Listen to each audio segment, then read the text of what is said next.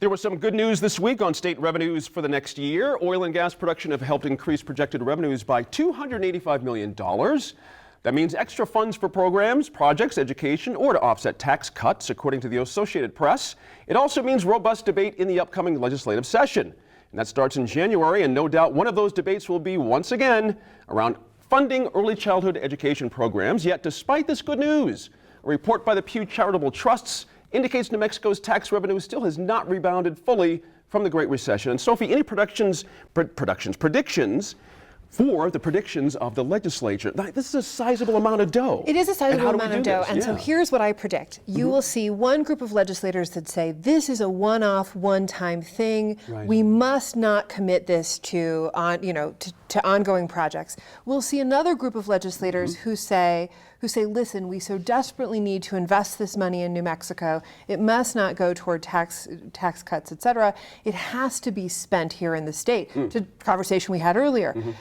I would like to think that after 4+ years of austerity, that we will see a little bit of a movement toward let's invest it, let's not just do tax cuts. We have too much deferred maintenance on the state. Right. And that includes money into education, money into infrastructure, money into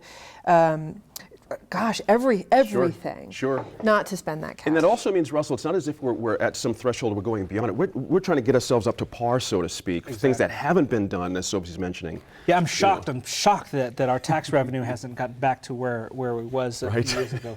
It just blows me away. What's going to happen is that they're going to be wrangling in the legislature. It's going to get bogged down in committees.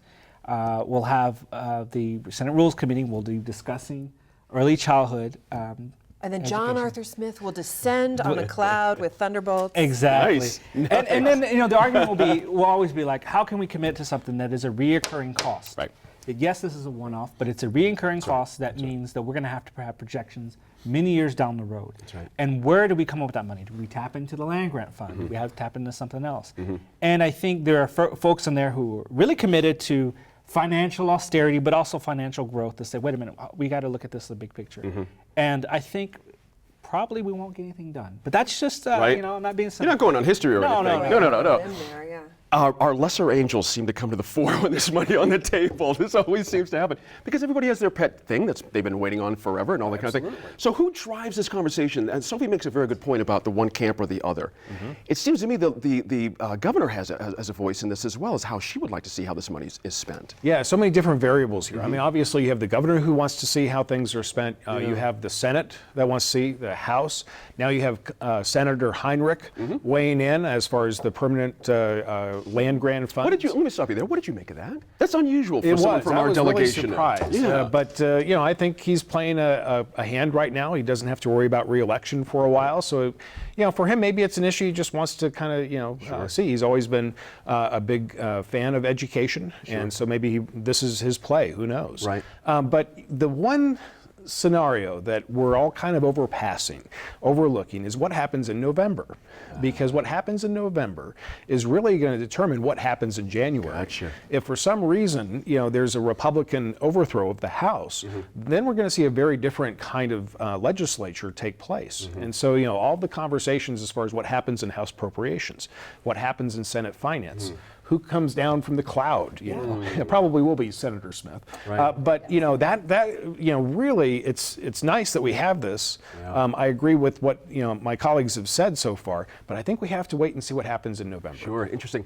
I'm recalling Anna's the State of the State speech last by the governor, and she had laid out a whole list of projects she wanted to have done, some $60 million worth of stuff, and nothing seemed to really happen from that. But now this is real. We have some money, right. And I find it interesting that perhaps offsetting tax cuts. I'm gonna lean a little bit where Sophie had put those one of two. I think that's going to be the play. I think people are so hot to trot on tax cuts right now, and offsetting that might be where it ends up. What's your thought on that? Well, first of all, you said she, the governor, and it could be a he. I mean, we have a race, and there is a Democratic candidate in there. Fair enough. Yep. So just as the House could go Republican, there could be some kind of untoward shift in the race that we don't anticipate. That's right. So we don't know what's going to happen for that. But I agree there is a move in state legislatures all over the country to give people money to come to their state. And I think, again, when we do that, we are often giving away the store and not getting anything back. And I hope that we reinvest the money in New Mexico businesses that are doing well and that can grow. Because let's say you gave a PR firm in Albuquerque a contract, that might enable them to go nationwide and to Right. become the out-of-state company that then goes to Kansas or someplace else and gets the contract. So while tax cuts are important for incentives, I know the film industry would like to see a little bit more But more in the kitty? in the kitty. Yeah. I think you also have to look about taking care of the needs. And when you talk about, But can we get agreement on what the basic needs are?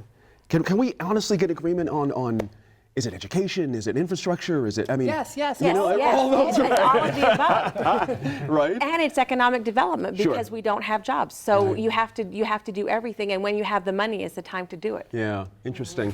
Sophie, back to you on this. Again, I loved your 2 points of the either or. This is very interesting to me because, but expand on These that a are little bit. these are Yeah. long-standing, conflicting priorities, and I you know, I hate to be overly simplistic, but to a certain extent, we're talking about our Republican legislators and a slice of the Democratic legislators who are more conservative, who have tended to support more austere government. I mean, we have fewer government workers in our state and in the city of Albuquerque, I can't speak to Santa Fe, than we have had certainly in recent memory, and that is touted by one side of the aisle as a tremendous accomplishment. On the other side, we have the less conservative Democrats, I guess, is the rest of the Democrats in the legislature, who are looking at issues like childhood education and saying, you know, this is an investment in our future, this is where money needs to go, other investments that we need to make.